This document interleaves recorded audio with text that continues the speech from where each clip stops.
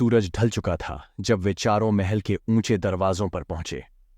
जैसे ही घोड़े राजमहल के आंगन में रुके, नौकर चाकर दौड़ पड़े। सालों बाद राजकुमार लौटे थे, लेकिन उनके चेहरे पर कोई चमक नहीं थी, मानो जंगल की परछाई अब भी उनके साथ हो। राजा सिंहासन पर बैठा इंतजार कर रहा था। जैसे ही वीरेंद्र और अभिनव उसके सामने पहुंचे, राजा खड़ा हो गया। उसकी आंखों में खुशी थी, लेकिन साथ ही एक अजीब बेचैनी भी। उसने दोनों को गले लगाया और कहा, मुझे पता था मेरे बेटे वीर हैं। तुम्हारी आंखों में मैं देख सकता हूं कि तुमने जंगल को जीत लिया। लेकिन ये लड़कियां कौन हैं? वीरेंद्र ने कहा, पिताजी, ये हमारी जीवन संगिनियां हैं। हमने अपनी प्रतिज्ञा पूरी की। राजा ने उनकी ओर देखा। अनन्या की आंखों में एक तेज था और सानवी का चेहरा रहस्यमयी मुस्कान से भरा। राजा ने कुछ नहीं कहा, बस धीमे से सिर हिला दिया। महल में उस रात बड़ा उत्सव हुआ, लेकिन उत्सव के बीच कुछ अजीब हुआ। जैसे ही वीरेंद्र ने वह मुकुट राज सिंहासन के पास रखा, पूरा दरबार सन्नाटे में डूब गया। अचानक मशालों की लौ तेज होकर नीली हो गई। एक ठंडी हवा चली और कहीं दूर से मंदिर जैसी वही चीख फिर सुनाई दी, धीमी मगर साफ। अभिनव ने सानवी की ओर देखा। उसके चेहरे पर डर की जगह एक हल्की मुस्कान थी, ऐसी मुस्कान जिसे अभिनव ने पहले कभी नहीं देखा था। उसने धीरे से पूछा, सानवी, ये सब क्या है?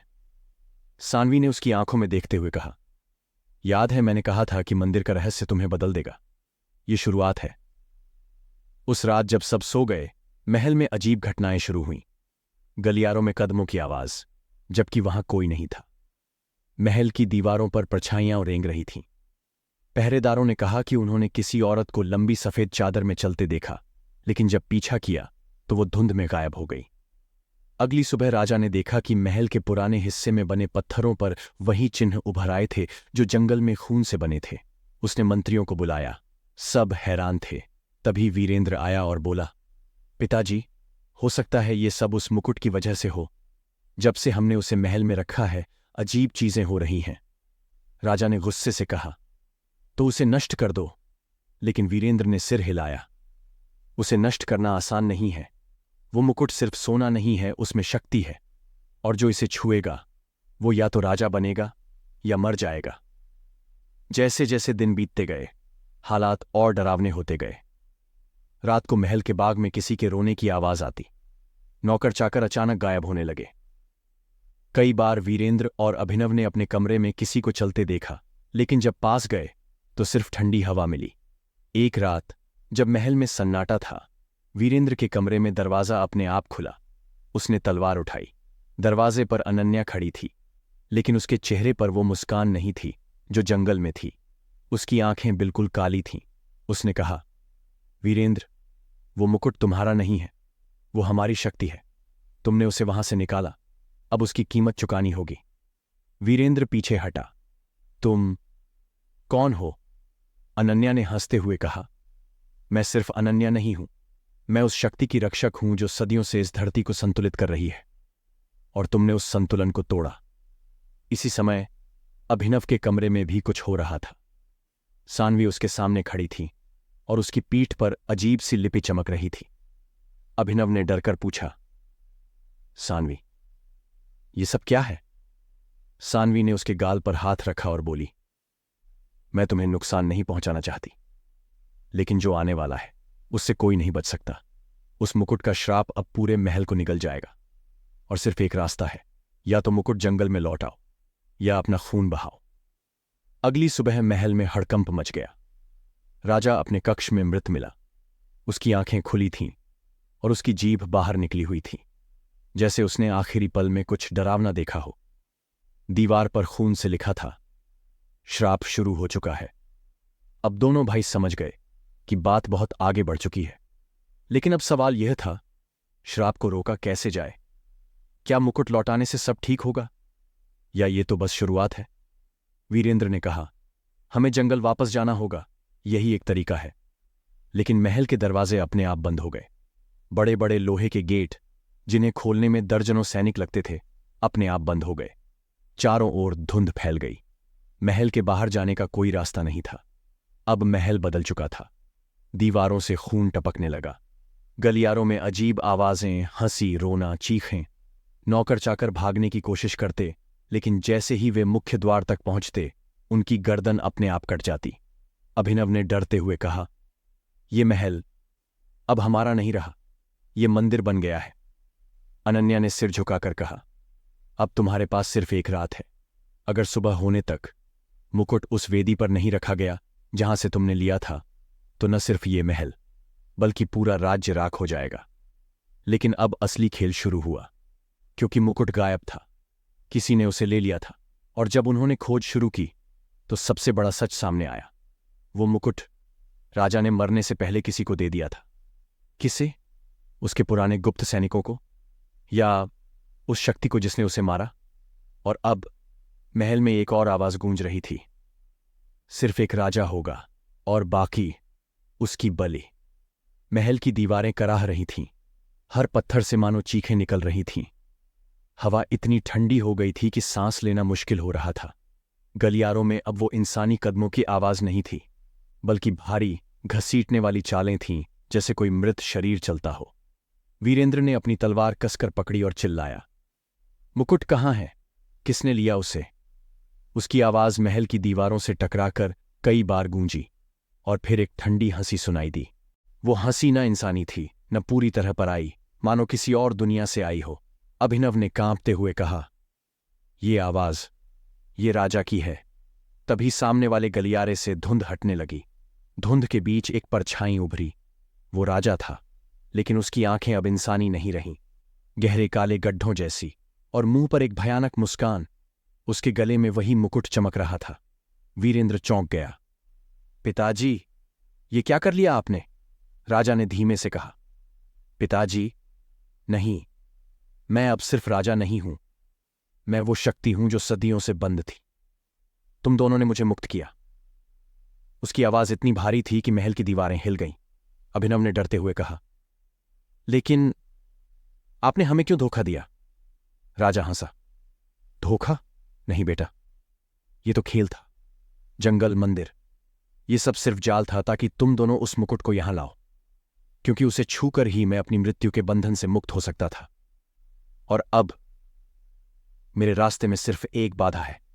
वीरेंद्र ने तलवार उठाई। कौन सी बाधा? राजा गरजते हुए बोला, तुम दोनों। इतना कहते ही अचानक महल की सभी मशालें बुझ गईं। पूरा अंधेरा, सिर्फ एक लाल रोशनी सिंहासन कक्ष से निकल रही थी। उसी रोशनी में राजा का चेहरा और डरावना लग रहा था। उसकी पीठ से लंबी काली परछाइयां निकल रही थीं, जो जमीन पर रेंगते हुए सांपों जैसी हिल रही थीं। अचानक अनन्या और सानवी आगे बढ़ीं। उनकी आंखें भी अब इंसानी नहीं थीं। अनन्या के माथे पर तीसरी आंख चमक रही थी, और सानवी के बाल हवा में सांपों की तरह लहरा रहे थे। वीरेंद्र और अभिनव स्तब्ध रह गए। वीरेंद्र चिल्लाया, तुम दोनों, ये क्या रूप है? अनन्या ने मुस्कुराते हुए कहा, हम वही हैं जो हमेशा थे, उस शक्ति की प्रहरी। सदियों से हमारा काम था उसे रोकना, लेकिन जब तुम दोनों जंगल आए, सब बदल गया। सानवी ने अभिनव की आंखों में देखते हुए कहा, मैंने तुम्हें प्यार किया, पर सच्चाई ये है कि अगर आज रात बलि नहीं हुई तो पूरी दुनिया अंधकार में डूब जाएगी। वीरेंद्र ने तलवार उठाई। किसकी बलि? अनन्या ने धीरे से कहा, उसकी जो मुकुट का असली हकदार है। महल में गूंजती आवाज ने सबको जवाब दे दिया, और वो है तुम दोनों में से कोई एक। अब खेल खून का था। राजा गरजते हुए आगे बढ़ा। उसकी परछाइयां लंबी तलवारों की तरह हवा चीर रही थीं। वीरेंद्र और अभिनव दोनों अलग दिशाओं में कूदे। वीरेंद्र ने पूरी ताकत से तलवार चलाई, लेकिन राजा की परछाई ने उसे हवा में रोक लिया। अभिनव ने सानवी को पकड़कर कहा, ये सब रोको। अगर तुम सच में मुझे चाहती हो तो मदद करो। सानवी की आंखों में एक पल के लिए आंसू चमके। उसने कहा, मैं तुम्हें बचा सकती हूं, लेकिन इसकी कीमत है। अभिनव ने कहा, क्या? सानवी ने धीमे से कहा, तुम्हें मरना होगा ताकि वो मुकुट फिर से कैद हो सके।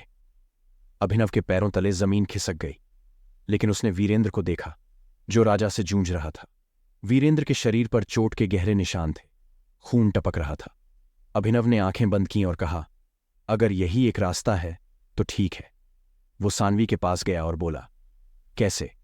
सानवी ने उसके हाथ में एक खंजर थमाया जिसकी धार काली थी और उस पर अजीब लिपि खुदी थी, इससे अपना खून बहाओ और मुकुट को भिगो दो, तभी ये शक्ति वापस कैद होगी। अभिनव ने खंजर उठाया, लेकिन तभी वीरेंद्र चिल्लाया, नहीं, मैं ये नहीं होने दूंगा। उसने राजा को एक तरफ धकेला और अभिनव की ओर दौड़ा। अगर कोई बलि देगा तो वो मैं दूंगा। मैं बड़ा भाई हूं, ये मेरा फर्ज है। अभिनव ने सिर हिलाया, नहीं भाई, मैं ये करूंगा क्योंकि तुम में वो ताकत है जो इस राज्य को चाहिए। तुम राजा बनोगे। दोनों भाइयों की आंखों में आंसू थे। समय जैसे थम गया था। तभी राजा की परछाई फिर से उन पर झपट्टी। अभिनव ने बिना सोचे खंजर अपनी छाती में घोंप दिया। चीख गूंजी। उसका खून फर्श पर बह गया। मुकुट उसी खून में लथपथ हो गया। अचानक महल में तेज प्रकाश फैला। राजा चीखने लगा। उसकी परछाइयां जलने लगीं। अनन्या और सानवी भी दर्द से तड़पने लगीं। उनकी आंखों से आंसू नहीं, आग की लपटें निकल रही थीं। अभिनव की सांसें टूट रही थीं। उसने वीरेंद्र का हाथ पकड़ा और फुसफुसाया, भाई, राज्य को बचाओ और मेरी याद में। उसकी आंखें बंद हो गईं। मुकुट धधकते हुए राख में बदल गया। राजा की चीख के साथ उसका शरीर भी धुएं में उड़ गया। महल की दीवारें कांपीं, लेकिन अब खून की जगह फूलों की खुशबू थी। अंधेरा छूट गया। वीरेंद्र जमीन पर घुटनों के बल गिर पड़ा। उसकी आंखों से आंसू बह रहे थे। महल शांत हो गया, लेकिन वीरेंद्र का दिल अब कभी शांत नहीं होगा। कुछ समय बाद राजसभा में घोषणा हुई। राज्य का नया राजा वीरेंद्र। वो सिंहासन पर बैठा, लेकिन उसके चेहरे पर मुस्कान नहीं थी। उसके दिल में सिर्फ एक तस्वीर थी, अभिनव की, जिसने सब कुछ कुर्बान कर दिया। और अनन्या और सानवी, वे कहाँ गईं? कोई नहीं जानता, लेकिन कई बार रात को महल की ऊंची दीवारों से किसी के गीत गाने की आवाज आती है, जैसे कोई अब भी उस शक्ति की रखवाली कर रहा हो। और मुकुट, वो राख में बदला, या फिर किसी और जगह अपना नया शिकार ढूंढ रहा है, क्योंकि श्राप कभी खत्म नहीं होता। कहानी खत्म नहीं हुई। ये तो बस शुरुआत है। कहानी अगर अच्छी लगी हो तो प्लीज हमारे चैनल को सब्सक्राइब जरूर से कर लीजिएगा। फिर मिलते हैं अगले ऐसे ही मजेदार वीडियो में।